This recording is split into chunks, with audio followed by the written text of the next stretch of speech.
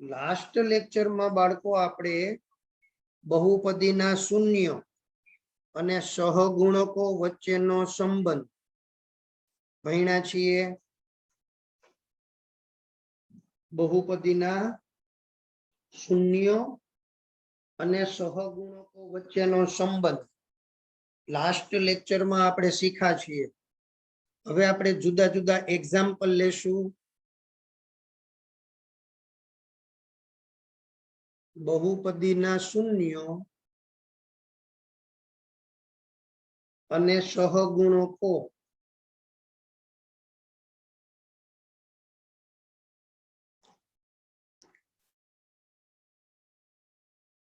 वच्चेनो संबंध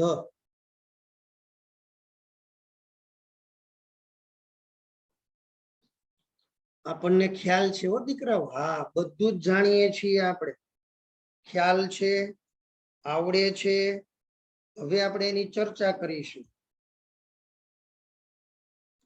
example लेशुं। x² + 7x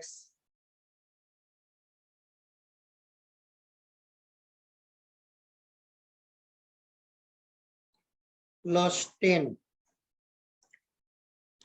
ना शून्य शोधो।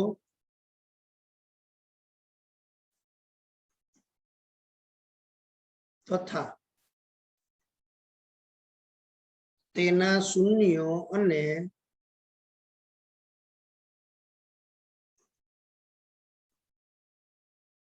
सहगुणको वच्चे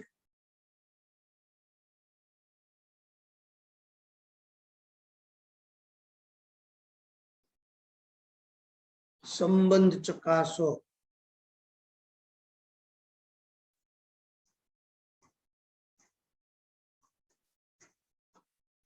साव सेलू दीकराओ, खास ध्यान दियो।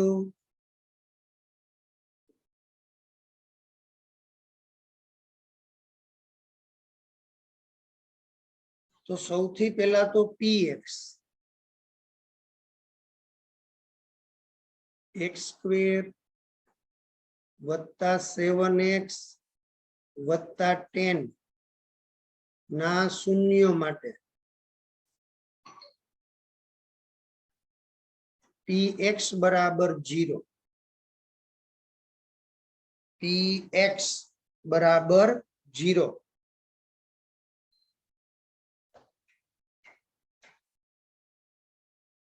एनो मीनिंग शू थाय के x² + 7x + 10 = 0 आवुं थाय। तो हवे आना अवयव आवडवा जोईए बाळको। एना अवयव आपणने ख्याल छे। एना अवयव शुं थाय? एना अवयव तो के सर 10 ना अवयव सरवाळो 7। मैं कीधुं साची वात। 10 ना अवयव सरवाळो 7 वर्कशीट छे ने जे मुजब वर्कशीट जे तमने अवयवीकरणनी आखी सीरीज मुकेल छे तमारा माटे। अवयवीकरण ए सीरीज में आ चेप्टर छे એટલે કે વર્કશીટ જે છે જે 10 ના અવયવ કે જેનો સરવાળો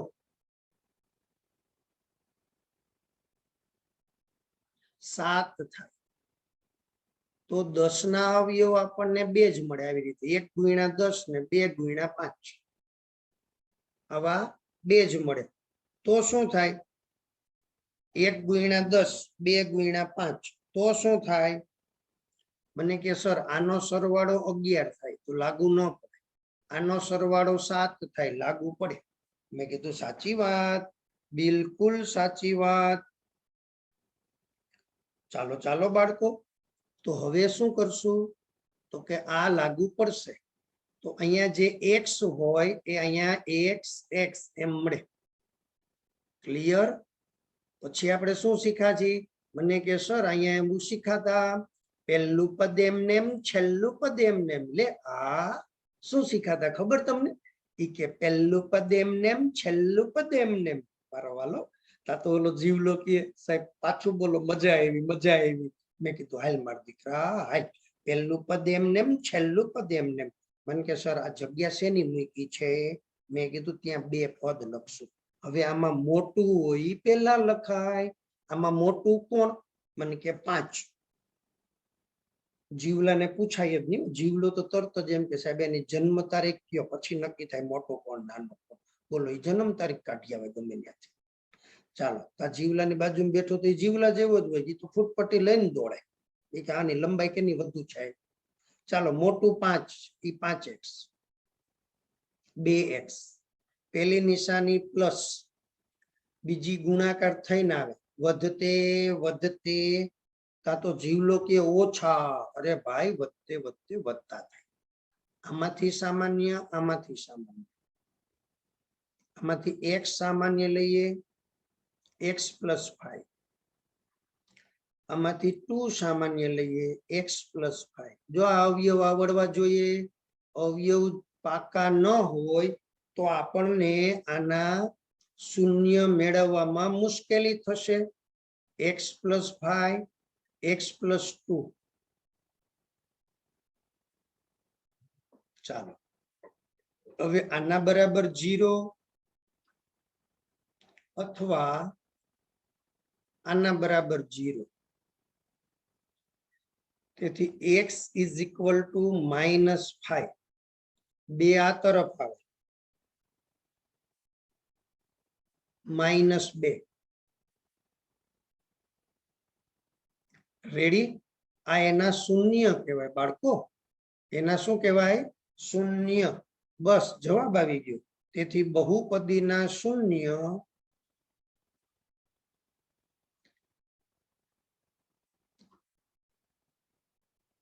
-2 -5.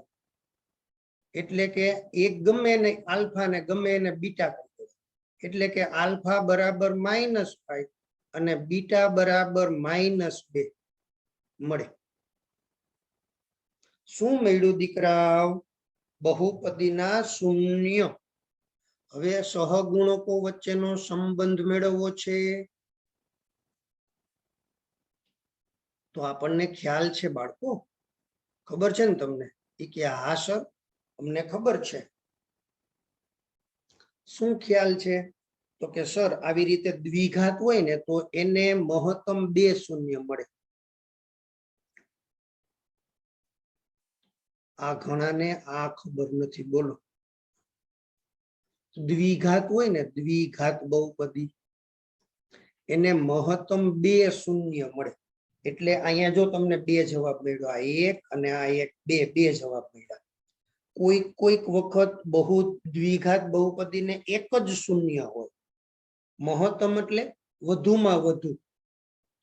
મહત્તમનો મીનિંગ વધુમાં વધુ. 2 શૂન્ય મળે.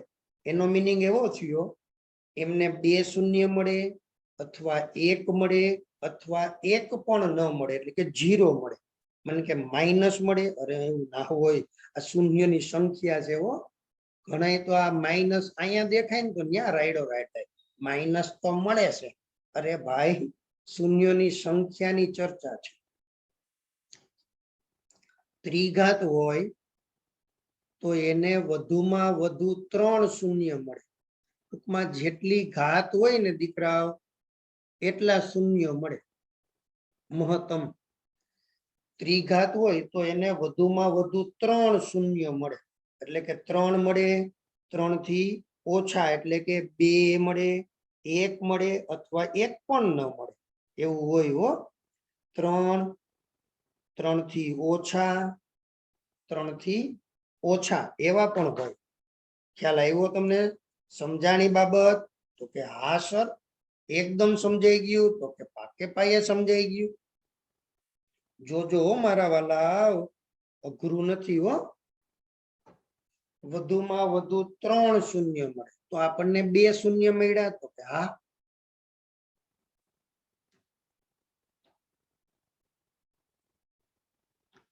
તો હવે શૂન્ય અને સહગુણકો વચ્ચેનો સંબંધ તો તમને ખ્યાલ જ છે. હવે આલ્ફા પ્લસ બીટા અને અહીંયા આલ્ફા ઇન્ટુ બીટા,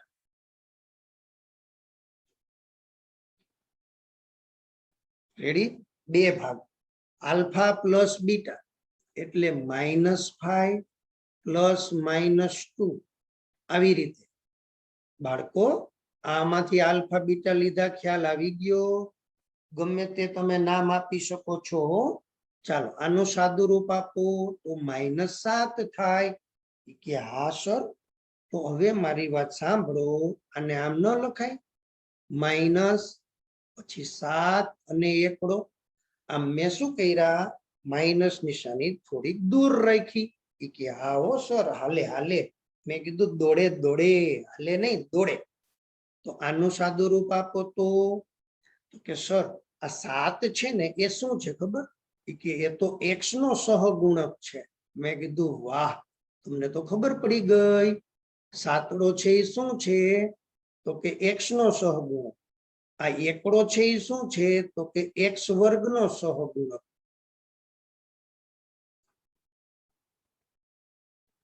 મળી જાય? એનો મીનિંગ એવો થયો, તેથી શૂન્યનો સરવાળો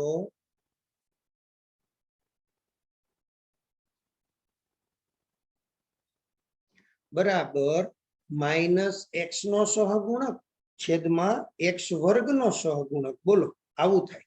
ચાલો ચાલો, આલ્ફા ઇન્ટુ બીટા -5 -2, જવાબ આવ્યો 10. તો એને આમ લખી શકાય 10 ના છેદમાં 1. 10 એટલે કોણ? તો કે અચળ પદ. જુઓ તો 10 છે એ અચળ પદ છે? મને કે હા સર, અને અચળ પદ કહેવાય. અને x નો સહગુણક કહેવાય. અને આને કહેવાય અહીંયા એકડો. એકડો એટલે કોણ? એકડો એટલે કોણ? x વર્ગ નો સહગુણક. કઈ લખ્યું નથી, પણ એ x વર્ગ નો સહગુણક છે. x વર્ગ નો સહગુણક. બોલો આટલું સરળ છે દીકરાઓ. બે બીજનો ગુણાકાર, બીજ બોલો અથવા શૂન્ય બોલો. શૂન્યનો ગુણાકાર. શૂન્યનો ગુણાકાર શું થાય? તો કે અચળ પદ છેદમાં x વર્ગનો સહગુણક.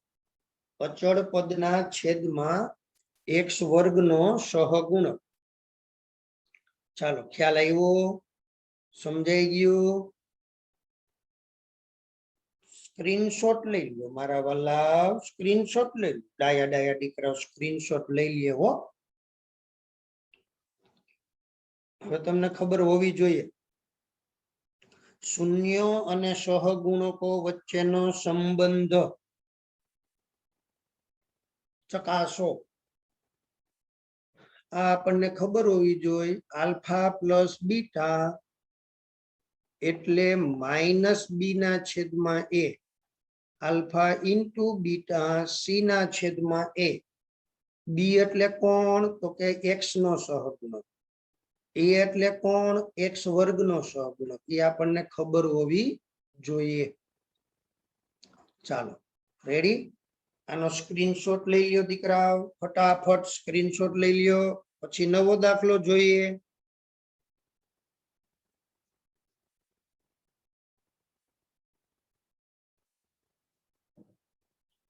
હવે રકમ બદલાવી નાખી છે.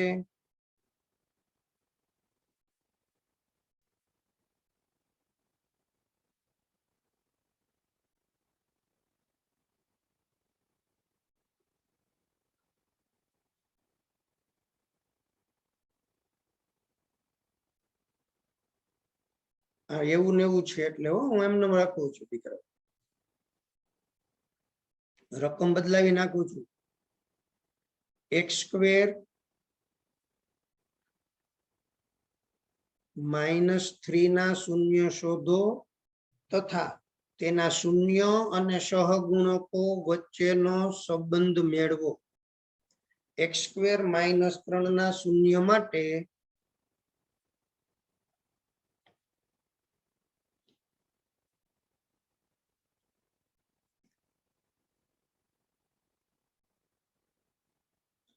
એના શૂન્ય માટે શું થાય તો કે px બરાબર 0 એટલે કે x વર્ગ -3 બરાબર 0. જોજો મારા વાલા, ધ્યાન દેજો. હવે અહીંયા અવયવ પડે પણ હકીકતમાં આને આમ લખવાના, x નો વર્ગ √3 નો વર્ગ, √3 નો વર્ગ,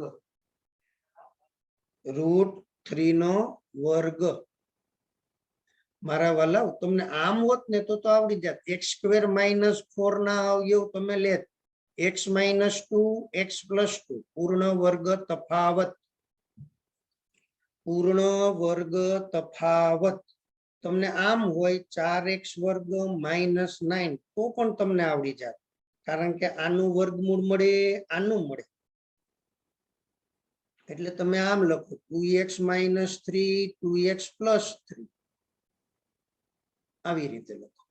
એના અવયવ પડે, પરંતુ અહીંયા પૂર્ણ વર્ગ તફાવત જ છે. પણ જે 3 લખ્યા છે ને એ 3 હકીકતમાં પૂર્ણ વર્ગ પદાવલી નથી, એટલે એના અવયવ ન પડે. પરંતુ આપણે 3 ને વર્ગમૂળ 3 સ્વરૂપે લખી શકીએ છીએ, આવી રીતે વર્ગમૂળ 3 અને એનો વર્ગ. એટલે આનો જવાબ આમ થાય, x વત્તા વર્ગમૂળ 3 ઓછા વર્ગમૂળ 3 એના બરાબર 0. તો આનો મીનિંગ શું થયો? x વત્તા વર્ગમૂળ 3 બરાબર 0 અથવા x ઓછા વર્ગમૂળ 3 બરાબર 0. આનો મીનિંગ એવો થાય. તો આ વત્તા જે છે એને આ તરફ લાવીએ એટલે x બરાબર -વર્ગમૂળ 3 મળે, અને પેલી તરફ લાવીએ એટલે x બરાબર વર્ગમૂળ 3 મળે. માઇનસ હોય એ પ્લસ થઈ જાય. ક્લિયર?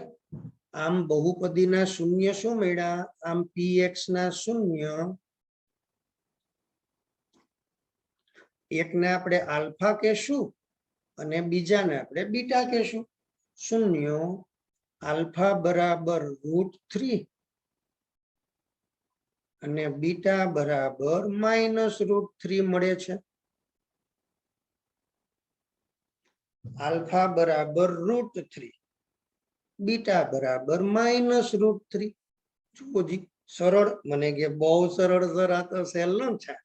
ચાલો ચાલો, અહીંયા √3 -√3.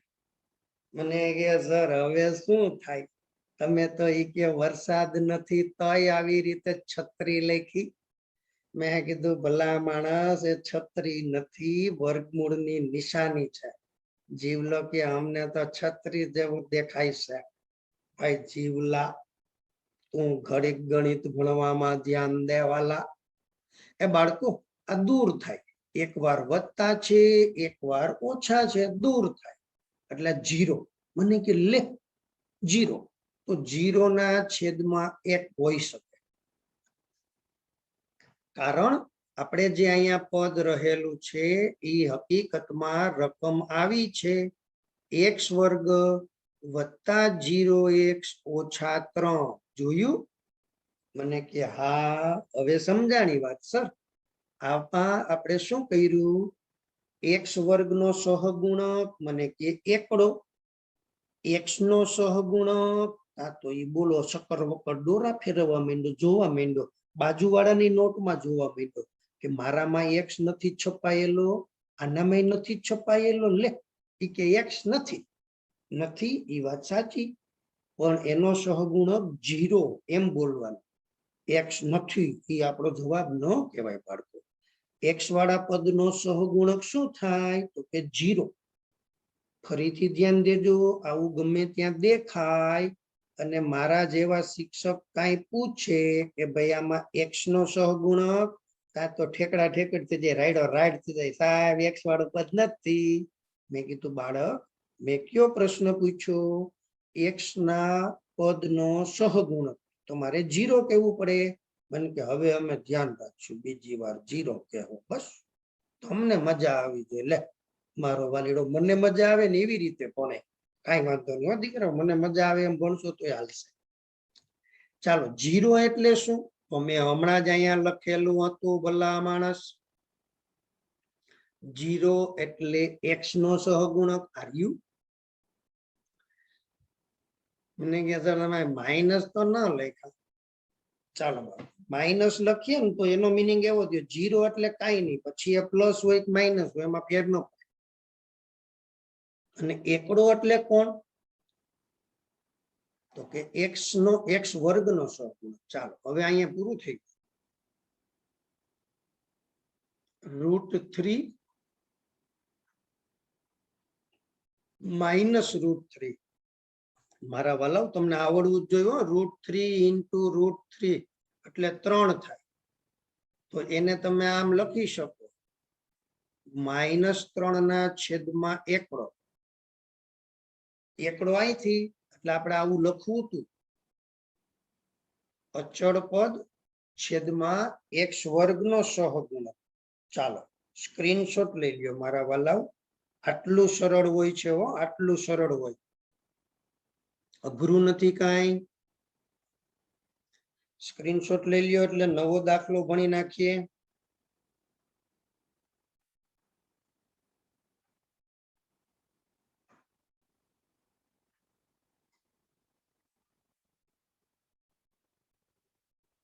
ચકાસો કે 3 -1 -1/3 એ px બરાબર 3x³ -5x² plus 11x minus છો, 11x છે ને એ માઇનસ છે, -3 ના શૂન્યો છે. જો અહીંયા ધ્યાન દેજો, અહીંયા શૂન્યો મેળવવાના નથી, આપેલા છે અને ચકાસવાના છે. અને તે પછી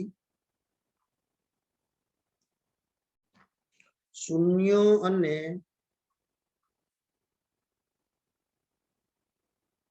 સહગુણકો વચ્ચેનો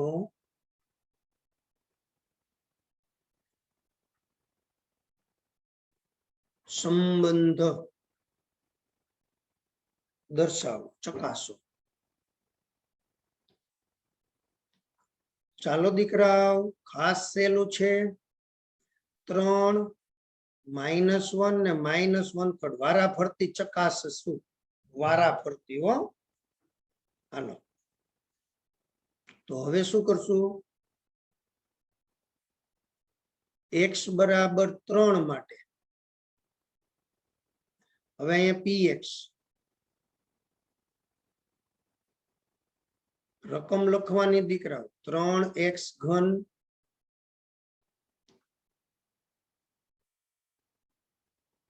તેથી હવે આપણે જોવાનું છે p(3). અહીંયા ભાઈ 3 નો ઘન.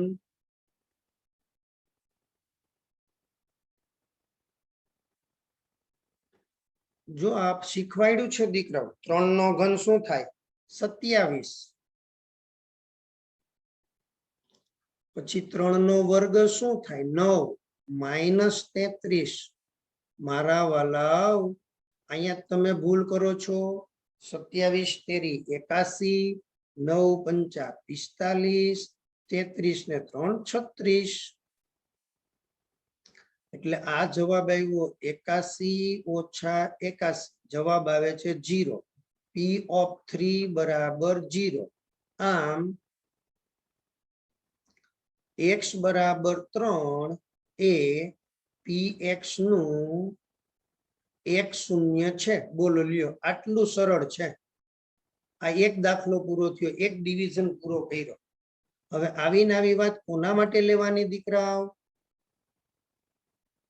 x બરાબર કોની વાત કરશું? તો કે -1. ચાલો ચાલો રકમ ફટાફટ.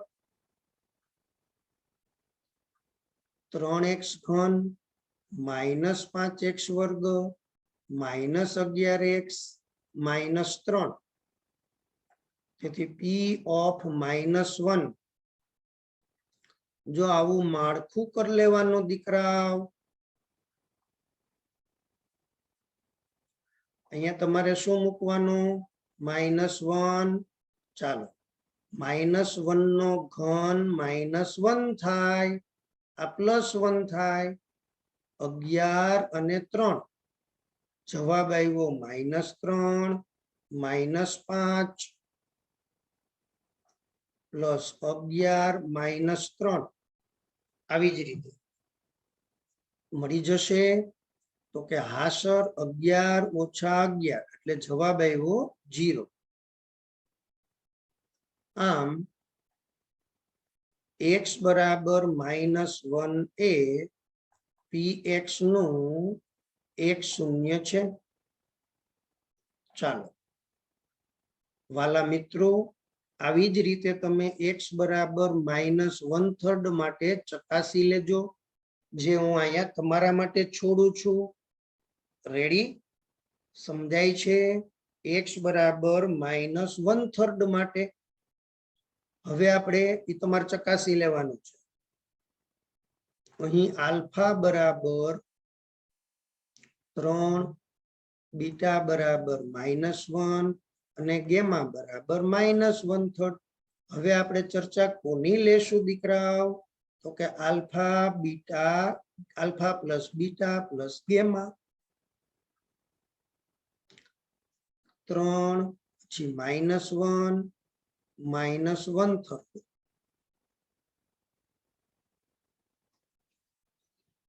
આ સાદું રૂપ આપણને આવડવું જોઈએ હો સાદું રૂપ આવડવું જોઈએ 3 - 1 -1/3 2 - 1/3 એટલે 5/3 જો સાદું રૂપ આવડવું જોઈએ તો એને આમ લખાય હો તો આલ્ફા વત્તા બીટા વત્તા ગેમા એટલે -5 એટલે કોણ તો કે x વર્ગનો સહગુણક લખો x વર્ગનો સહગુણક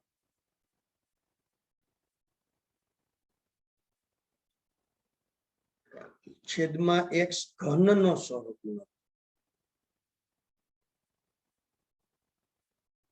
ચાલો રેડી હવે બબે નો ગુણાકાર